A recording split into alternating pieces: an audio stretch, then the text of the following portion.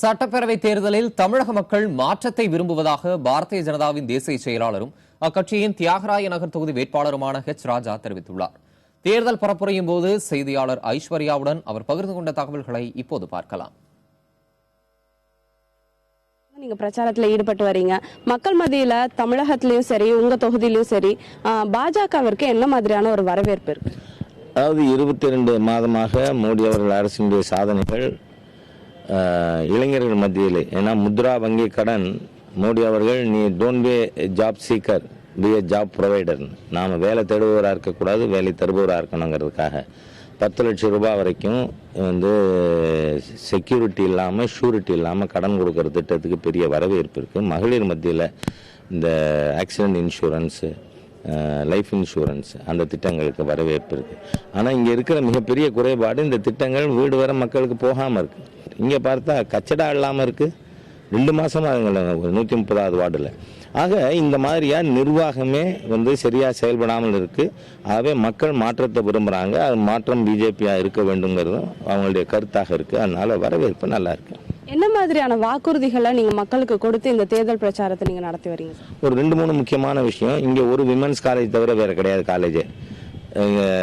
1 லட்சம் குடும்பம் இருக்குது. ஆகவே ஒரு கவர்மெண்ட் கல்லூரி, அரசு கல்லூரி இங்கே கொண்டு வர்றதுக்கு முயற்சி மேற்கொள்ளப்படும். 2வது, மழை பெஞ்சதுன்னா தண்ணி தங்கிறது போக மாட்டேங்குது. அதனால் எல்லா ஜங்ஷன்ஸ்லையும் பெரிய அளவில் ஆழ்துளை கிணறு மூலமாக அந்த மழை பெஞ்ச உடனே 1 மணி நேரத்தில் அது சக் பண்ணுறது மாதிரியான சிஸ்டம் இருக்குது. There are so many new inventions. அதை கொண்டு வர மாட்டேங்கன்னா அது கொண்டு வரப்படும். சார், பொதுவாகவே பாஜக பிரச்சாரத்தில் ஈடுபடும் போது மது விற்பனை, மணல் கொள்ளை அப்படிங்கிற பல்வேறு குற்றச்சாட்டுகளை திமுக, அதிமுக மேலே சுமத்துறாங்க.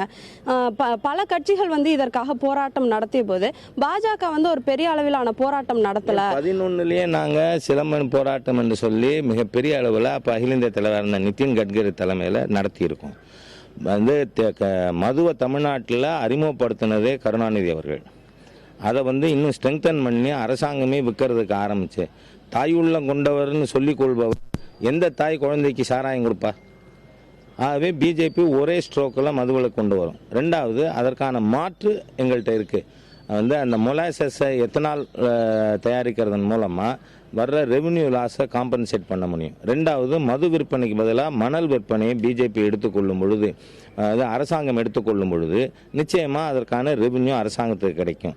அதனால் 3வது, தமிழ்நாட்டில் மணல் கொள்ளைக்கு மிகப்பெரிய காரணம் 100 சென்டரில் டெய்லி 2000 லாரி மணல் வெளில போகுது. ஆகவே தமிழ்நாட்டை விட்டு மணல் வெளியே கொண்டு போக முடியாது என்று தடை விதிக்கப்படும். சார், இப்போ தேர்தல் அறிக்கை, உங்களுடைய அடுத்த கட்ட தேர்தல் பிரச்சாரம், இதை பற்றி தேர்தல் அறிக்கை வெளியிடப்படும். திரு பிரகாஷ் ஜாவடேகர் வர நாளைக்கு வெளியிடப்படும்.